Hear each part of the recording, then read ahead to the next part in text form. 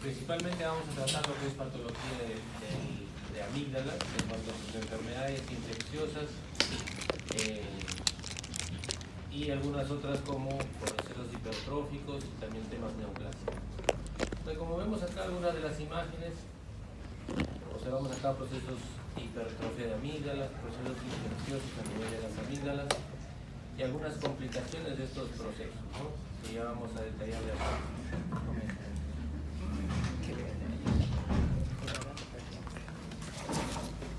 En cuanto a lo que es la anatomía de la orofaringe, a ver, ¿quién está ahí hablando? Si quieren pueden hablar afuera, no hay problema. Entonces, bueno, la anatomía de la orofaringe principalmente, como sabemos, la orofaringe es un conducto músculo-membranoso que da paso al bolo alimenticio y al aire, ¿no? Tenemos que tener claros los límites en cuanto a su ubicación. La pared superior, la orofaringe está limitado en la pared superior del cavum, orinofaringe y paladar blando. En cuanto a la pared inferior, está limitado por la hipofaringe y el hueso hyoides. La pared anterior por la úvula y el límite con la cavidad bucal. En la pared posterior, como observan, la musculatura faríngea y el espacio prevertebral. Y en la pared lateral se ubica la amígdala propiamente, ¿no? Cuando observamos acá en este corte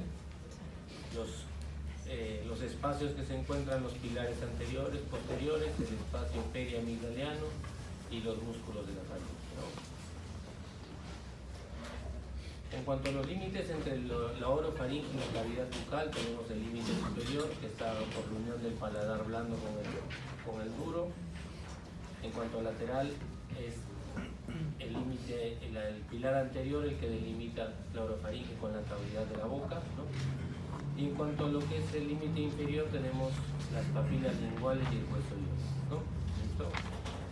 Entonces, ahí nosotros delimitamos lo que corresponde a la orofaringe. En cuanto a las localizaciones anatómicas, encontramos que en la pared anterior está el área glosoepiglótica o base de la lengua, esta es la pared anterior. En cuanto a la pared lateral, tenemos principalmente lo que es las amígdalas, ¿no? Los pilares, bueno, lo que ya hemos hablado. La pared posterior ya se encuentra lo que es la pared faríngea, ¿no? Y en la pared superior tenemos lo que es el paladar blando y la útera, ¿listo? Entonces son algunas de las localizaciones anatómicas principales, ¿no? Entonces, bueno, las amígdalas, como ya sabemos, es una agrupación de tejido linfoide, ¿no? Estas tienen una cápsula. Están cubiertas por los pilares, el pilar anterior, pilar posterior, ¿no? El músculo constrictor superior de la faringe, junto con los pilares, van a conformar lo que es el espacio periamigdaliano. ¿Por qué se remarca esto? Porque obviamente en esta zona se pueden localizar algún tipo de las complicaciones de los procesos infecciosos, sean abscesos, también la exéresis de las amígdalas, pues ese espacio ayuda mucho para el abordaje por plano, ¿no? ¿Listo? Listo. La cápsula se imagina formando las criptas donde se acumulan los detritus o tonsilolitos. Para que se entienda como tonsilolitos, son restos de alimentos que se van acumulando en estas criptas, se van descomponiendo y en los pacientes que tienen este problema se ve un punto blanco en esta zona, ¿no? Que cuando ellos lo describen que sale o lo sacan, tiene un olor desagradable, ¿no? Estas criptas o estas cavidades que se forman tienen relación a procesos inflamatorios a repetición, ¿no? Teniendo en cuenta que la amígdala tiene pequeños poros, pero que un paciente que no tiene inflamaciones a repetición, esos poros se respetan y no va a dar entrada a estos restos, ¿no? Pero cuando estos ya adquieren un tamaño mayor, sea porque se van uniendo con el poro vecino, es que forman estas cavidades ya más grandes, ¿no? Hay que tener en cuenta que la amígdala está presente al nacer, ¿no? Va creciendo en la primera infancia y alrededor de la pubertad va disminuyendo o involucionando, y en los pacientes adultos o en los ancianos casi no la encontramos ya, o mejor dicho, está muy atrófica, ¿no? La amígdala, las amígdalas palatinas forman parte del anillo de Waldeyer. Esto es importante tener en cuenta porque La entrada a los microorganismos está protegida por este anillo, pero hay que tener en cuenta que el anillo no solamente lo conforman las amígdalas palatinas, es decir, cuando el paciente refiere o el familiar del paciente refiere de que si le sacan las amígdalas se queda sin defensas, no es del todo exacto, ¿no? Realmente no es cierto. Porque tenemos tejido calinfoide, que es la amígdala tubárica, cerca de la trompa de Eustaquio, la amígdala faríngea, conocida como adenoides, que está presente en los niños y que involuciona también tempranamente, y la amígdala lingual, ¿no? ¿Listo? Entonces, en ausencia de estas amígdalas, obviamente, todavía hay tejido de defensa. Entonces, como vemos, la función de la amígdala es facilitar el desarrollo de la inmunidad sistémica frente a los microorganismos que ingresan, ¿no? En cuanto a las infecciones recidivantes, estas van a producir hipertrofia o infectar crónicamente la amígdala, lo que nos da pie a tener que extirparlas muchas veces, y esto no va a alterar lo que es la capacidad inmune del paciente, ¿no? Actualmente es muy frecuente que vienen pacientes con continuos cuadros donde nos mencionan que, bueno, como ya no se extirpan las amígdalas, ¿no? Que es lo que ellos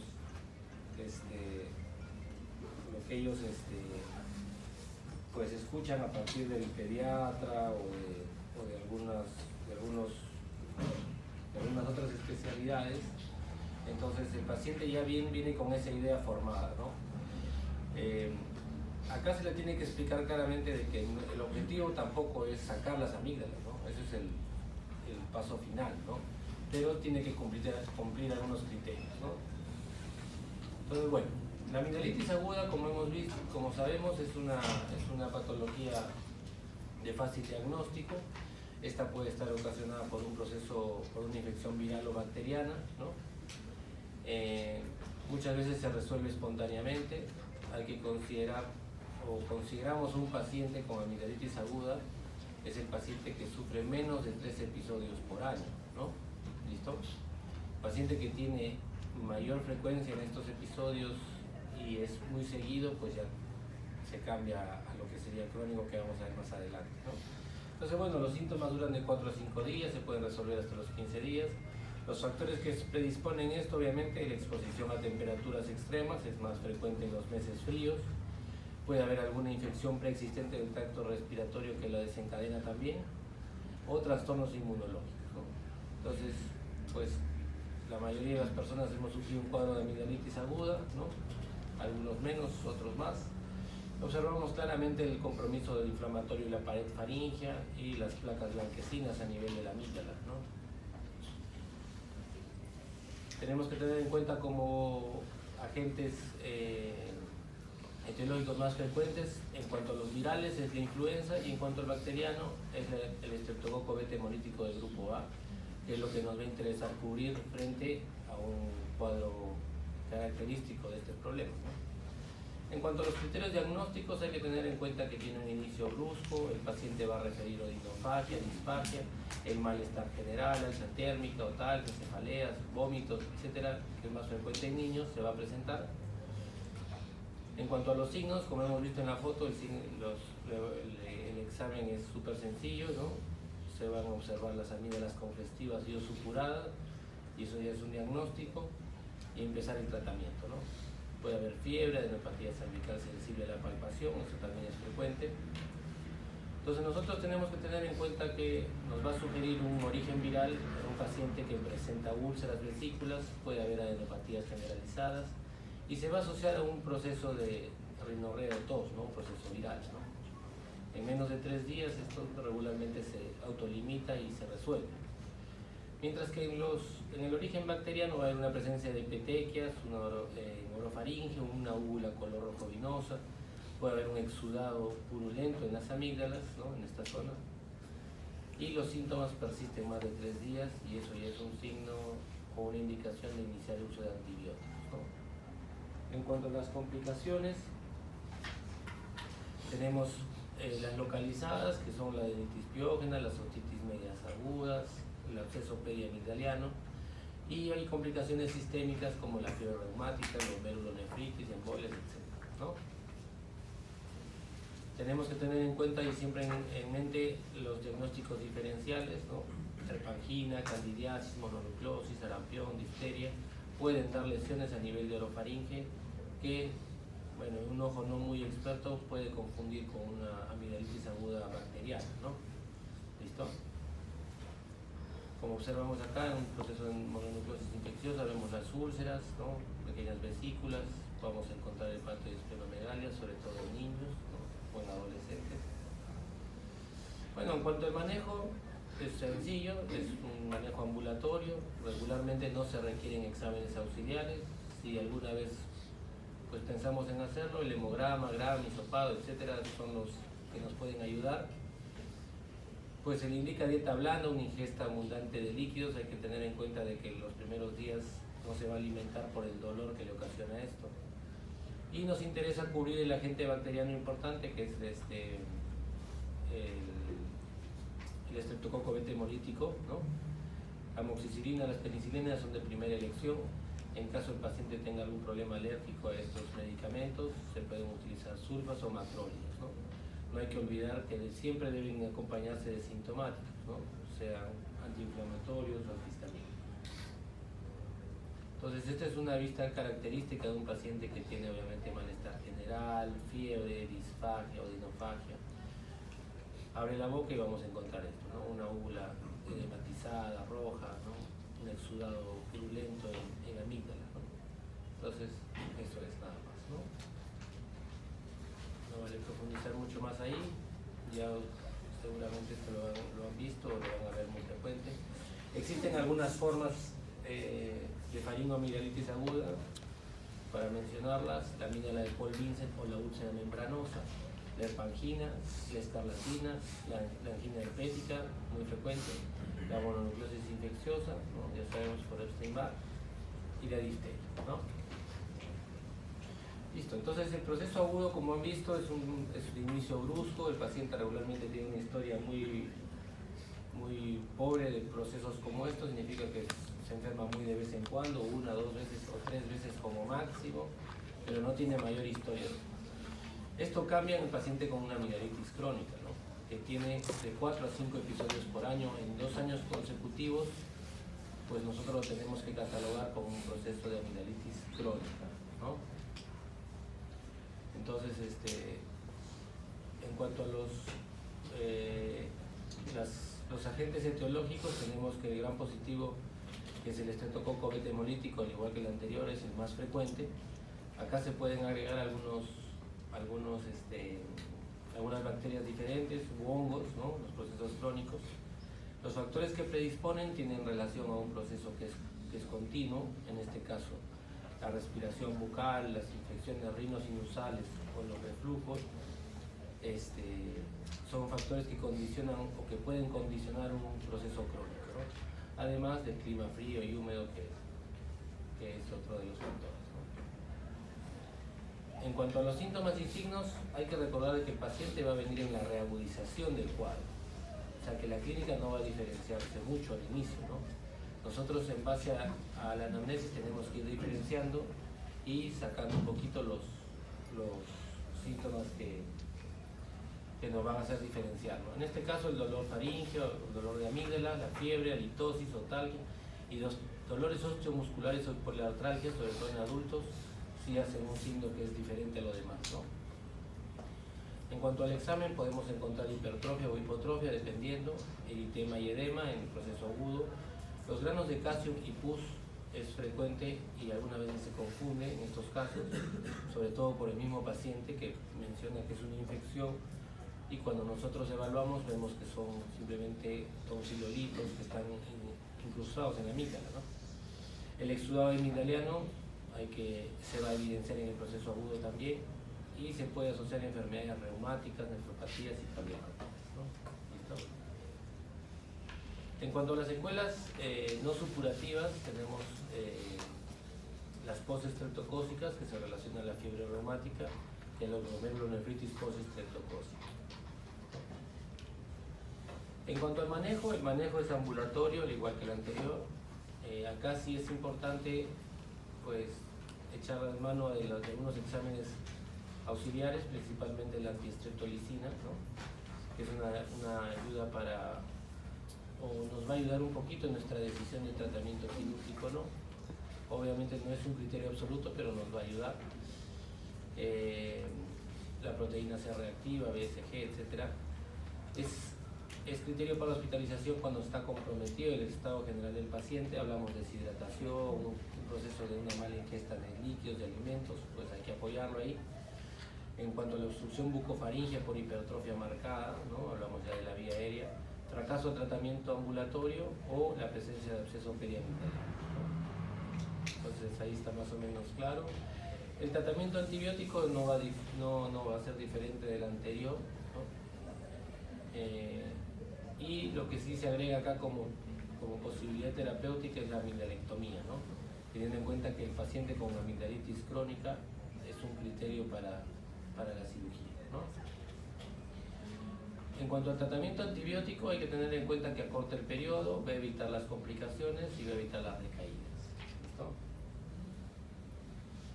Existe un esquema de prevención que está indicado en los pacientes con presencia de múltiples cuadros y con riesgo a hacer algunas complicaciones, y la penicilina C benzatínica, 1.200.000 unidades una vez al mes, y en los niños la mitad, ¿no?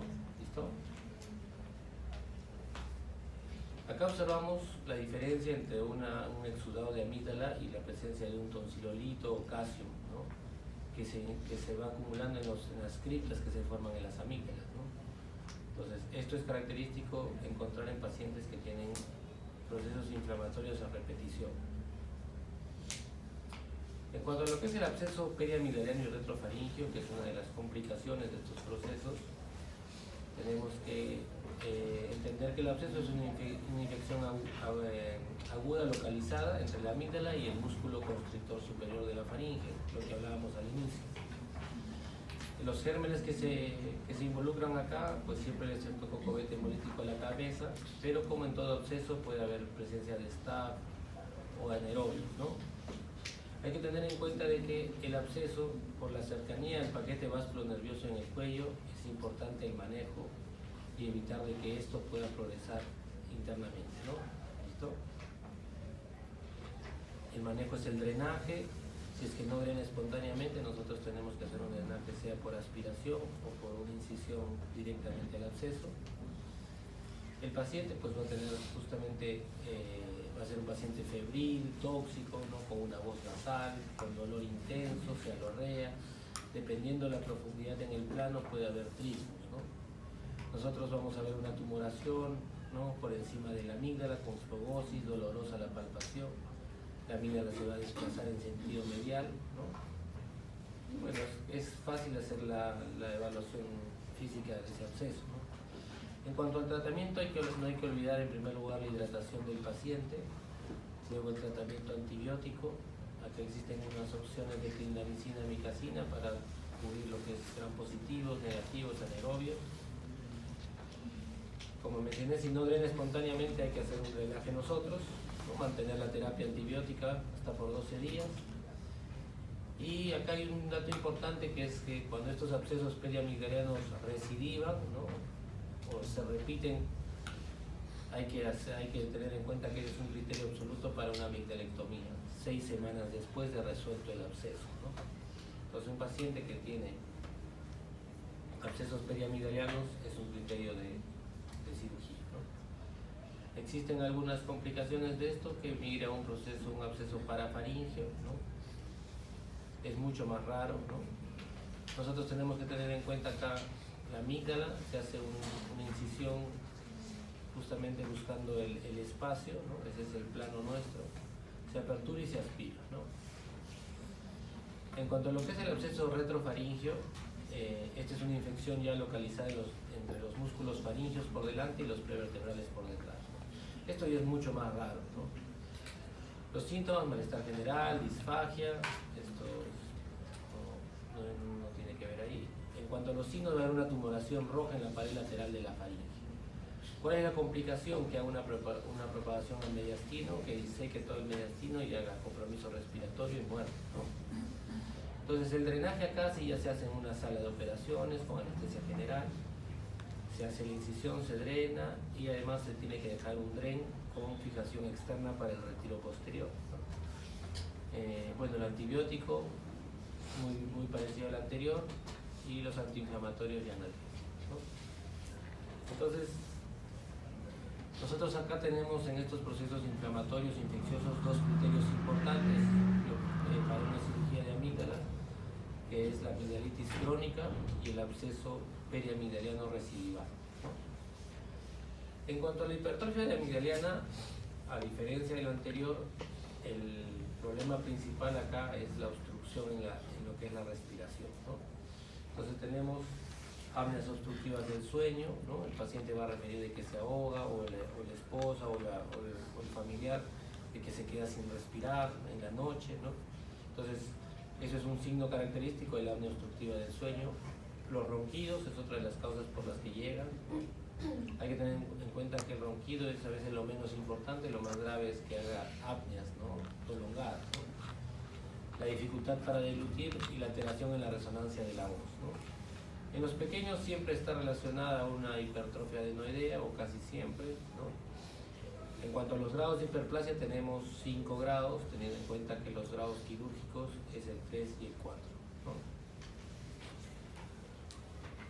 Nosotros acá vamos a observar, esta es la hipertrofia amigdaliana, esta es una hipertrofia grado 4, ¿no? ¿Cómo lo medimos? Obviamente la úvula, vamos a trazar una línea media, ese es el 100%, ¿no? Entonces nosotros tenemos que tener en cuenta que el grado 3 es de 50 a 75% y el grado 4 de 75 a 100%, ¿no? Entonces, este es un grado 4, esto debe ser quirúrgico. Actualmente tenemos que tener en cuenta de que estas son amígdalas que son funcionantes pero están aumentadas de tamaño. Entonces se opta por procesos de amidalectomía parcial muchas veces, sobre todo en los niños, ¿no?, para preservar el tejido de la amígdala. Y bueno, en cuanto a las indicaciones de la amigdalectomía, además de las que hemos mencionado, está el crecimiento unilateral amigdaliano, ¿no?, que es en sospecha de tumor. ¿Listo? Entonces estos son los 4 criterios principales, ¿no? Frente a uno de ellos nosotros tenemos o podemos indicar una cirugía, ¿no? ¿Listo? Entonces acá observamos claramente una simetría, ¿no? Hay que tener en cuenta que en las personas adultas y los adultos mayores las amígdalas son atróficas, casi no las vemos, o hipotróficas, ¿no? Si en uno de ellos observamos un crecimiento pues asimétrico, tenemos que estar pensando en la sospecha de un tumor, ¿no? ¿Listo? Entonces, bueno, estos son algunos del instrumental que se utiliza para la cirugía de amígdala. Hay que tener en cuenta que su característica es un instrumental alargado, porque se trabaja por boca, ¿no? Tenemos los abrebocas autoestáticos, ¿no? Actualmente se utiliza más la técnica con anestesia general, ya no con anestesia local.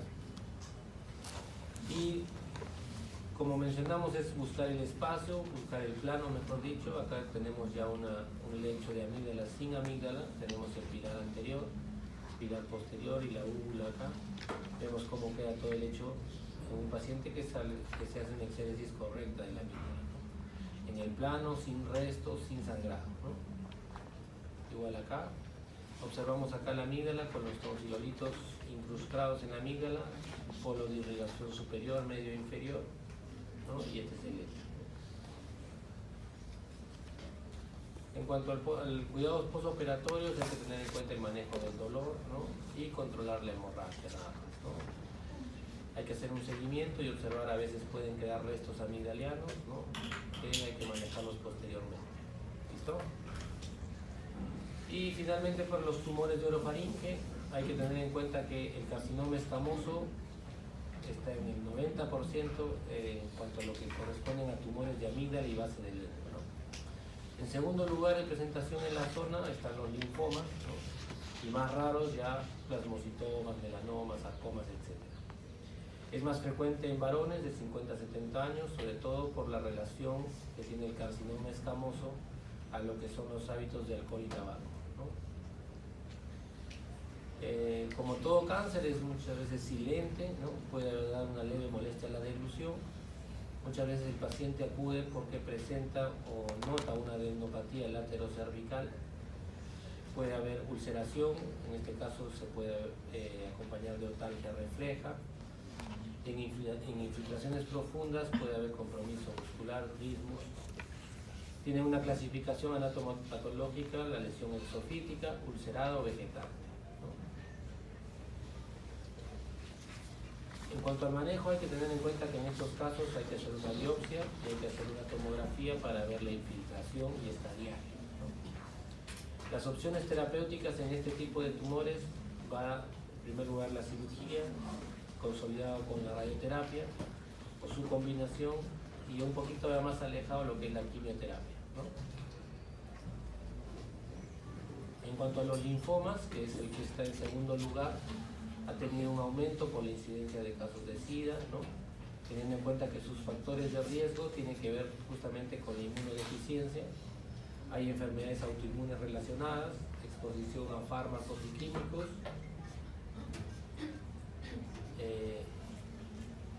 la asociación viral, sobre todo al virus del papiloma humano, también tiene una relación. Son silentes, al igual que los linfomas, que los anteriores.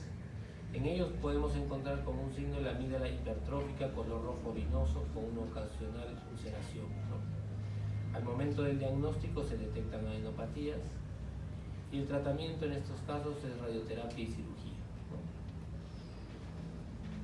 ¿Listo? Muy bien. A ver.